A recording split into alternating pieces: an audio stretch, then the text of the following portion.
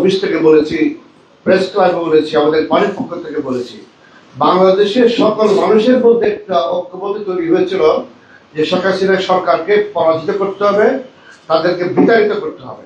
কিন্তু পলিটিক্যাল পার্টিগুলোর মধ্যে আমরা কি এক হতে পারছিলাম না। বারবার আমরা এটা বলছিলাম, নিজেদের মধ্যে যখন মিটিং করছিলাম, যে আমরা 100 জন মানুষ যদি এক হতে পারতাম, তাহলে আজকে আমরা শেখ হাসিনাকে বিতাড়িত করতে পারি। এখন সময় এসেছে, কারা কারা আওয়ামী লীগকে পুনর্বাসিত করার জন্য চেষ্টা করছে, আপনারা আমাদের চেয়ে বেশি জানেন। Please try to understand.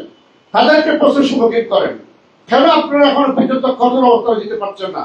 আমাদের পার্টি চেয়ারম্যান যেভাবে অত্যন্ত আমাদের পার্টির পক্ষ থেকে ক্লিয়ার করলো, আমরা আমাদের পার্টিতে সিদ্ধান্ত নিয়েছি আওয়ামী লীগকে নিয়ে আমরা এই দেশের রাজনীতিতে তাদের কাজ করতে দিব না।